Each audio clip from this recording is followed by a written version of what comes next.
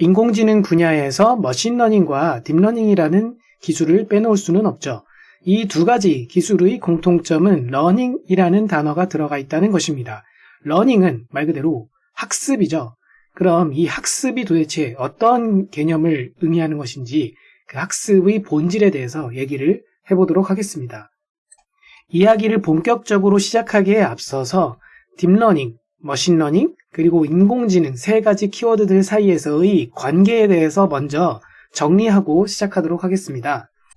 두 가지 팩트가 있는데요. 첫 번째는 딥러닝은 인공지능입니다.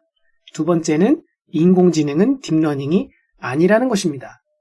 이게 도대체 무슨 말이야 라고 생각을 할 수도 있는데요. 이 아래와 같은 그림을 살펴보자면 1950년대부터 해서 인공지능이 발전되어 왔다라는 얘기이고 1980년대경부터 해서 머신러닝 기술이 주목을 받았다. 그리고 2010년경에서 딥러닝이라는 기술이 생겨난 것처럼 이렇게 그림은 그려져 있습니다만 이것을 오해하시면 안 됩니다.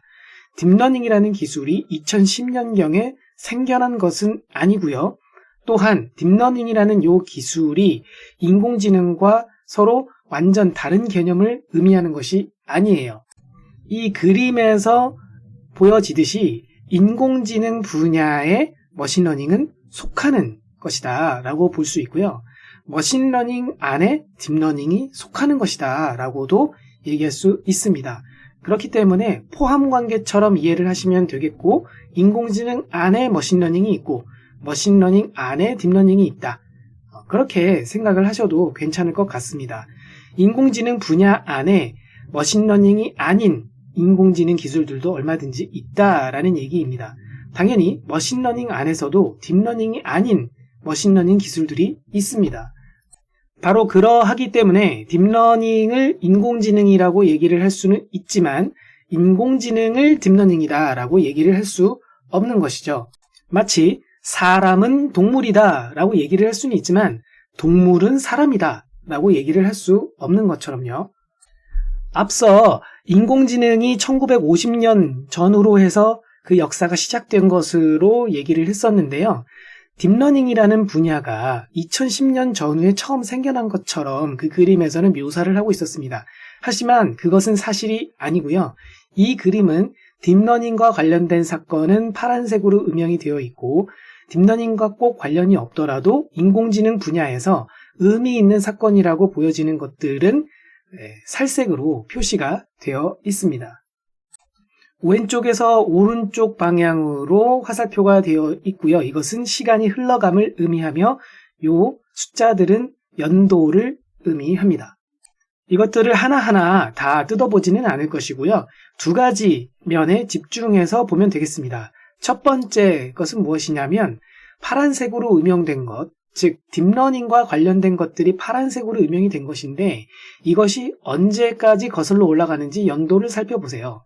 1950년대까지 올라가는 걸 알 수 있죠.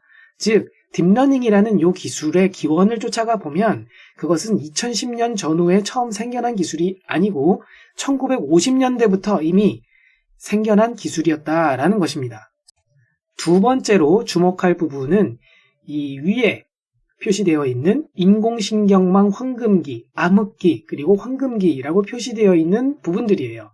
인공신경망이라는 것은 바로 이 딥러닝 기술의 시초가 되는 그 딥러닝 기술을 거슬러 올라가면 찾을 수 있는 키워드입니다.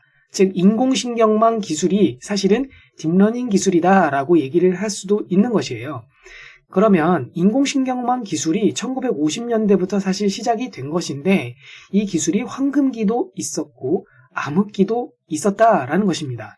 그리고 다시 황금기가 찾아온 것이 2010년 전후로 해서 찾아왔었다라는 것이죠.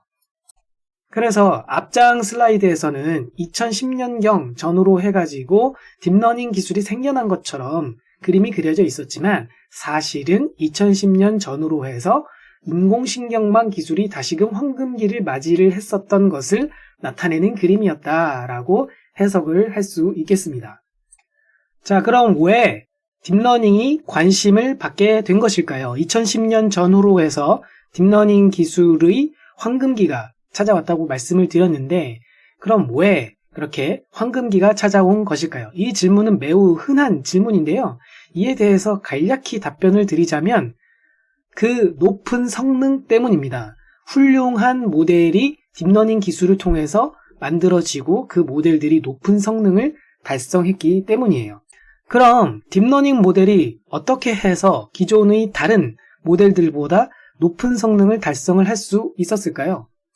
앞서서 말씀드린 것 중에 1980년대경부터 해서 머신러닝 기술들이 주목을 받았다라고 했었죠. 그리고 그 머신러닝 기술들은 데이터 드리븐 어프로치에 속한다라고 얘기를 할 수가 있는데요. 이 용어는 뭔가 그럴듯해 보이지만 사실은 그 의미는 별거 없습니다. 데이터 드리븐 어프로치라는 것은 데이터 기반의 방식이다라는 것인데요. 머신러닝 모델이 데이터 기반의 방식이라고 칭할 수 있는 이유는 좋은 데이터가 많이 주어졌을수록 그 머신러닝 모델이 그 데이터로부터 잘 배워서 좋은 모델이 되기 때문입니다. 다시 말해서 머신러닝 모델은 이름 그대로 러닝을 한다, 학습을 한다라는 것인데 그 학습의 대상이 데이터라는 것이고요. 좋은 데이터가 많이 주어져 있으면 그 좋은 데이터들로부터 모델이 잘 배워서 좋은 모델이 된다라는 것입니다. 마치 신선하고 좋은 요리 재료가 준비되어 있고 거기에 훌륭한 요리 기술을 적용하게 되면 아주 맛있는 요리가 만들어지듯이 훌륭한 양질의 데이터가 주어져 있으면 이 데이터로부터 모델이 잘 배워서 훌륭한 학습이 잘 완료된 모델을 얻을 수 있다라는 것이에요.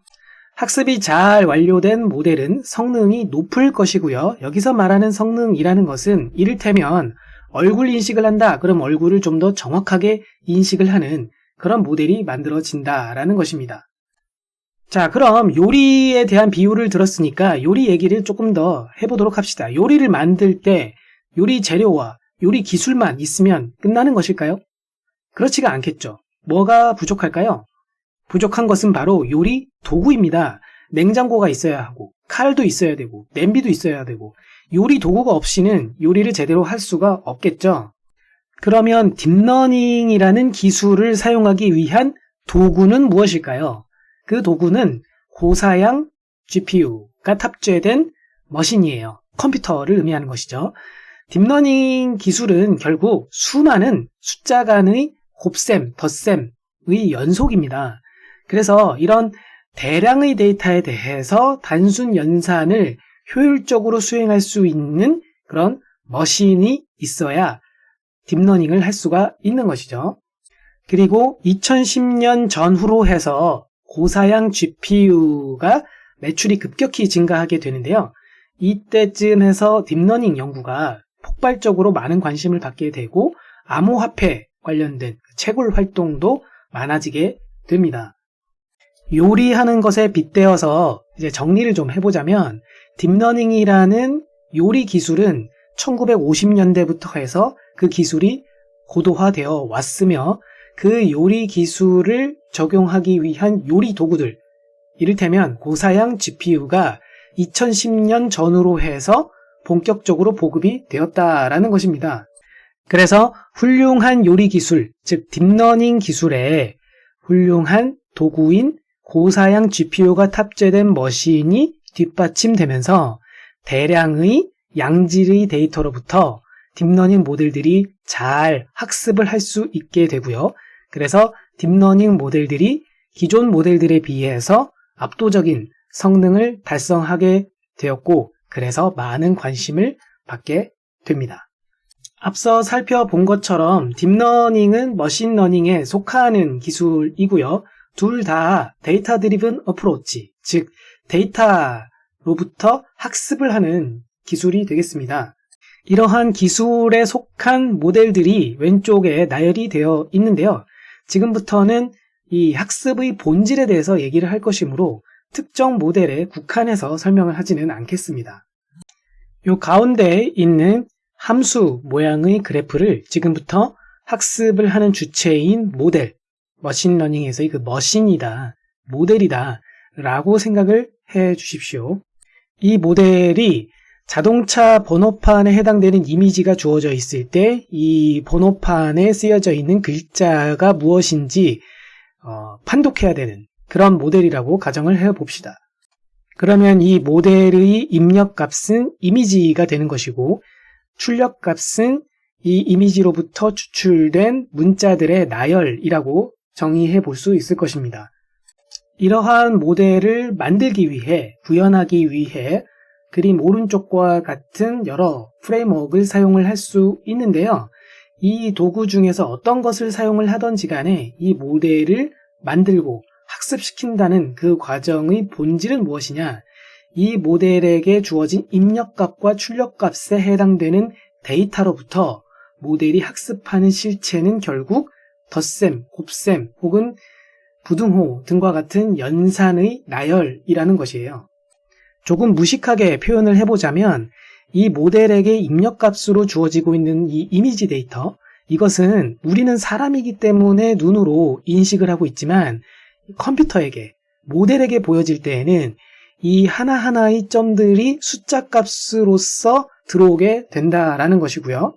이 숫자 값들로부터 이 모델의 출력값인 문자의 나열을 만들어내기 위해서 결국 이 모델은 입력값으로 주어지는 숫자 값들을 사용해서 덧셈을 하거나 곱셈을 하거나 비교 연산을 수행하는 등 일련의 연산의 조합을 찾아내게 됩니다.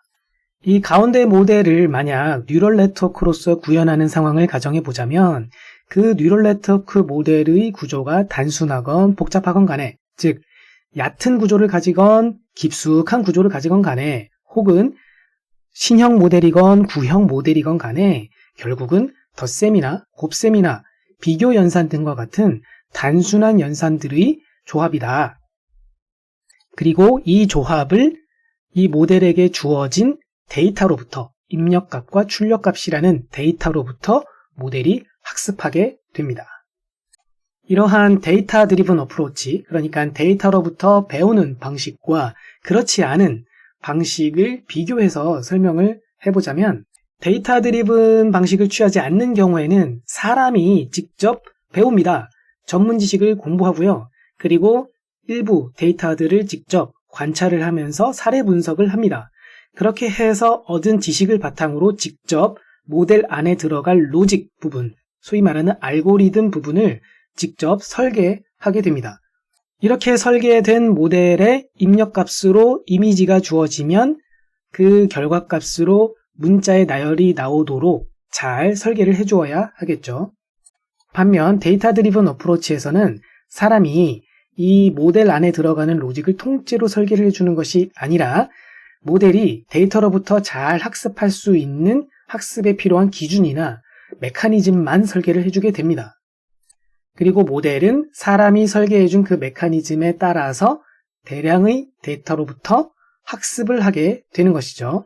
그리고 이렇게 학습을 통해서 만들어진 모델의 내부 로직은 결국 곱셈이라든지 덧셈이라든지 이런 단순한 연산들의 조합이다 라고 앞서 말씀을 드렸습니다.